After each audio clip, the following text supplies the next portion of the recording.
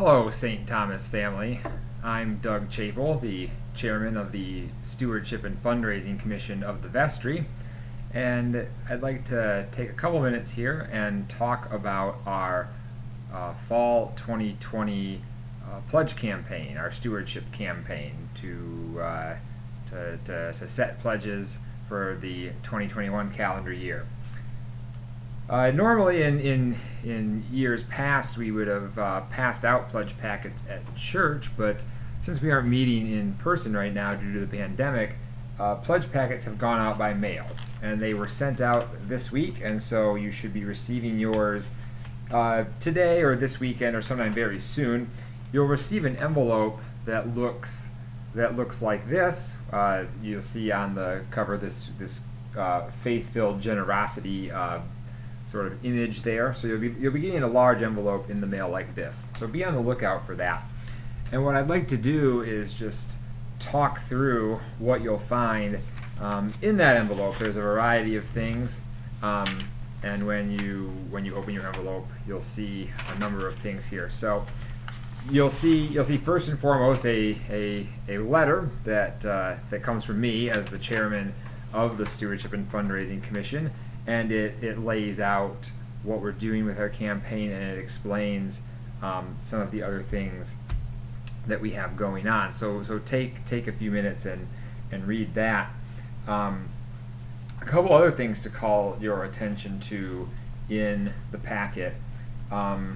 You will see a document that looks like this with a couple of pie charts on the front, and this is a narrative budget. This is a new thing that we're doing this year, and what this does is this explains the church's budget, not as just a bunch of lines on kind of an accounting sheet. I know that can be difficult for a lot of us to really internalize if we aren't accountants.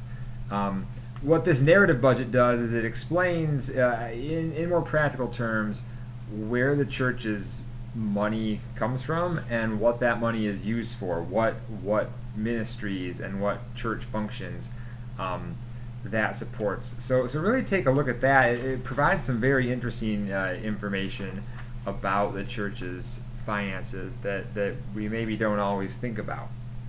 So please take a look at that. Another thing you'll see is a pink sheet that looks like this.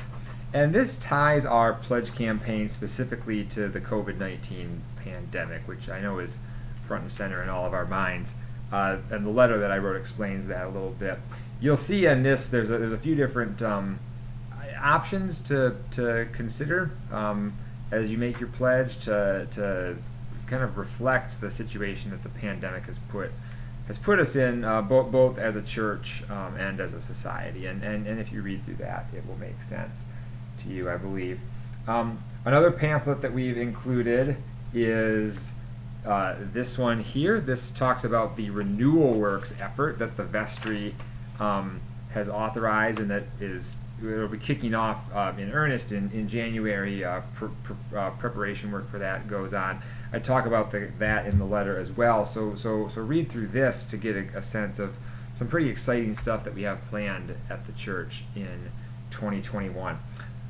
Lastly, and I guess I'll say this is the most important thing, there's a little instruction card here that explains how to fill out your pledge and what to do with that to ensure that the church gets the pledge on time.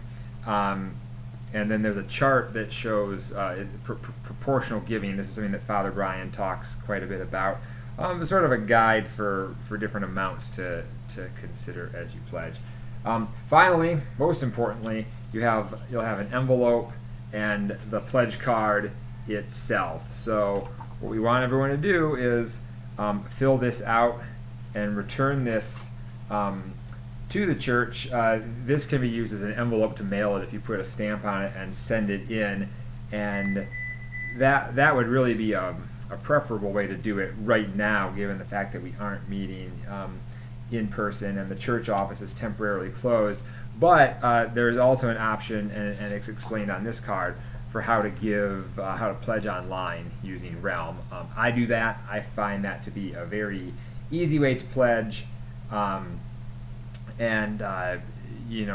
it just makes it a very convenient way to give to the church. However you do it, we ask that pledges be turned in by November 29th.